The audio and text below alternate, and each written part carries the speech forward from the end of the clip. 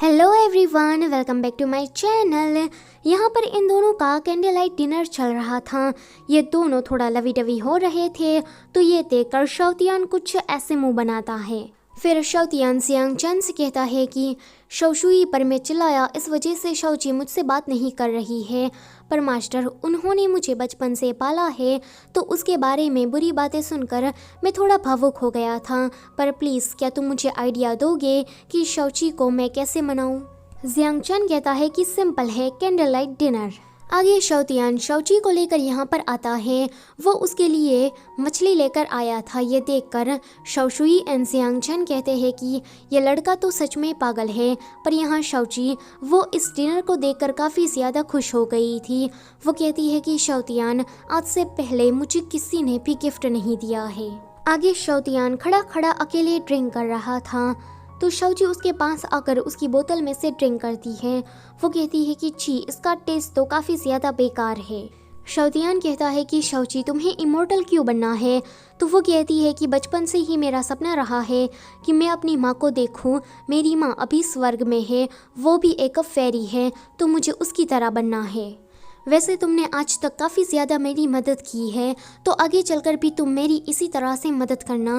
वो कहता है कि माफ़ करना, पर लगता है कि मैं तुम्हारी आगे से मदद नहीं कर पाऊँगा। शाओची को तो इस बात में कुछ भी समझ में नहीं आता कि ये कह क्या गया। आगे शाओतियान घर में अकेला बैठकर ड्रिंक कर रहा था। उसके मन में शाओची के ख्याल आ रहे थे क्योंकि वो शाओची से प्यार करने लगा था। तभी ही वहाँ पर उसका सीनियर आता है।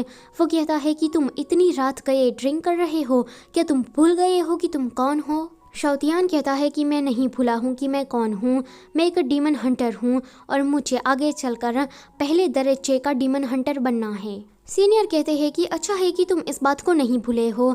आगे सीनियर मास्टर के पास आ जाता है। वो कहता है कि मैंने एक दूसरी स्नेक डीमन को ढूंढ लिया है। यह सुनकर मास्टर सीनियर की काफ़ी तारीफ करते हैं।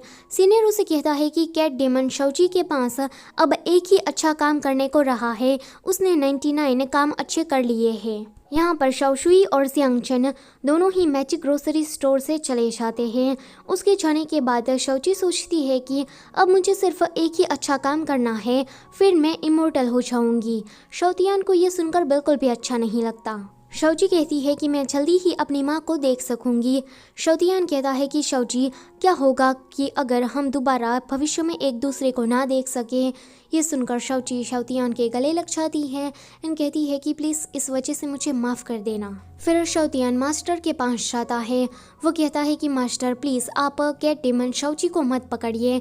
तो मास्टर कहते हैं कि शाओतियान, तुम ये क्या बक रहे हो? शाओतियान कहता है कि मैं शाओची के साथ रहा हूँ तो मुझे पता लगा है कि शाओची कोई बुरी डीमन नहीं है। वो भी एक इंसान की ही तरह रहती है एंड दूसरों की मदद करती है। सभी डीमंस बुरे नहीं होते, तो प्लीज़ आप शाओची को जाने दीजिए। मास्टर कहता है कि तू मुझसे ज़बान लड़ा रहा है, सारे डीमन एक जैसे ही होते हैं। आगे से मुझसे ऐसी बातें मत करना वरना मैं तुम्हें नहीं छोड़ूंगा। फिर वो स्टोर में वापस आ जाता है। वहाँ पर मोटू आता है भिखारी बनकर। वो कहता है कि 3 दिनों से मैं भूखा हूँ, प्लीज़ मुझे खाने को कुछ दे दो। शाओची कहती है कि लगता है कि ये मेरा लास्ट मिशन है। पर शाओतियान वो कहता है कि देखो तो ये कितना गोल मटोल है, भला ये 3 दिन से भूखा कैसे हो सकता है? पक्का ये झूठ बोल रहा है। पर शाओची उसकी मदद के लिए रेडी हो जाती है। वो उसे खाना देती है तो शाओतियान उसका सारा खाना खा जाता है। तो वो सोचता है कि क्यों ना मैं सिर्फ राइस ही खा लूँ। पर जैसे ही वो एक बाइट लेने के लिए चाहता है तो शाओतियान राइस को लेकर भाग जाता है। शाओची शाओतियान से इस बात के लिए नाराज़ हो जाती है। तो शाओतियान फिर से अपने मास्टर के पास आता है। तो मास्टर उसे कहते हैं कि लगता है कि तुम नहीं सुधरोगे। वो उसे इसी कमरे में बंद करने की सज़ा देते हैं। उस रात बहुत ही ज़्यादा तेज़ तूफान आ रहा था तो हवा के कारण एक बुक नीचे गिर जाती है। शाओतियान उस बुक को देखता है तो वो सोचता है कि अच्छा, तो शाओशुई ने जो कहा था वो बिल्कुल सच था। मेरे मास्टर डीमन को पकड़ते हैं खुद के फ़ायदे के लिए, ना कि लोगों की भलाई करने के लिए। पर तभी ही वहाँ पर मास्टर आ जाता है एंड शाओतियान को वो ये सब कुछ करते हुए देख लेता है। यहाँ शाओची ने 100 अच्छे काम कर लिए थे। पूरा दिन निकल जाता है पर शाओतियान नहीं आता।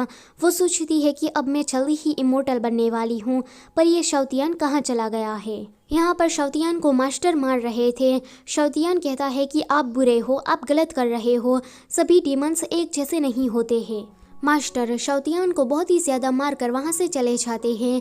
यहाँ शाओची आई थी इमोर्टल बाबा के पास। वो हेवन का दरवाज़ा खोलते हुए उसे कहते हैं कि अगर तुम एक बार फेरी बन गई, इमोर्टल बन गई, तो तुम्हारा इस इंसानी दुनिया से कोई भी लेना देना नहीं होगा।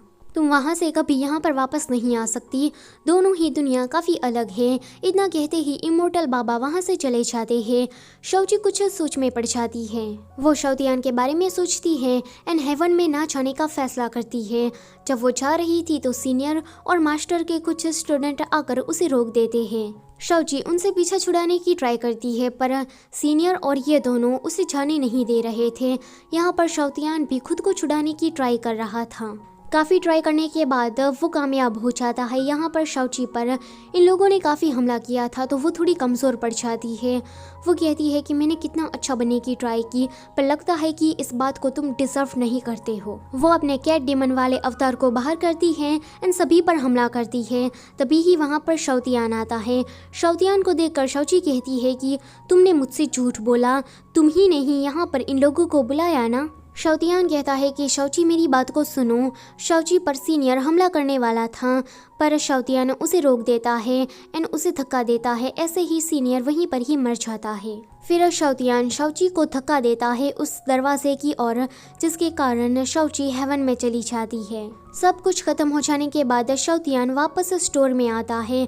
उसे शाओची की याद आ रही थी पर शाओची तो यहाँ पर नहीं थी। यहाँ हेवन में शाओची थी। उसे लेने के लिए एक फेरी आई थी। शाओची उसे कहती है कि अब मैं हेवन में हूँ तो क्या अब मैं मेरी माँ से मिल सकती हूँ।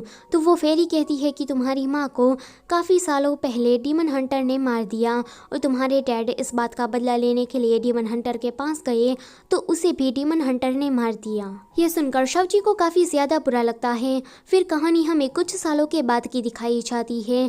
यहाँ पर शाओतियान अभी भी मैजिक ग्रोसरी स्टोर को चला रहा था। वहाँ पर लियू का भाई, वोदो का पल, शियू और स्टोरी टेलर सभी उनकी शॉप पर आए थे। सभी के जाने के बाद शाओतियान अकेला बैठकर खाना खा रहा था। यहाँ पर हेवन में शाओची भी अकेले बैठकर तालाब को देख रही थी। तो फेरी आकर उसे कहती है कि तुम्हें पता है ये इस तालाब का क्या मतलब है। अगर कोई इमोर्टल पर्सन इसमें कूद जाता है तो वो इंसानी दुनिया में वापस जा सकता है। शाओची कहती है कि सच में। तो वो फेरी कहती है कि पर इसका एक साइड इफेक्ट भी है। अगर इसके ज़रिए कोई इंसानी दुनिया में जाता है तो वो अपनी मेमोरीज हमेशा हमेशा के लिए भूल जाता है। यहाँ शाओतियान से मिलने के लिए जियांगचन और शाओशुई अपनी बेटी के साथ आते हैं। जियांगचन उसे कहता है कि डीमन हंटिंग स्कूल तो अब नाम का ही रह गया है। वहाँ पर अब कुछ नहीं होता क्योंकि वहाँ का कोई मास्टर ही नहीं है। शाओतियान कहता है कि अब मेरा उस कॉलेज से कोई भी वास्ता नहीं है।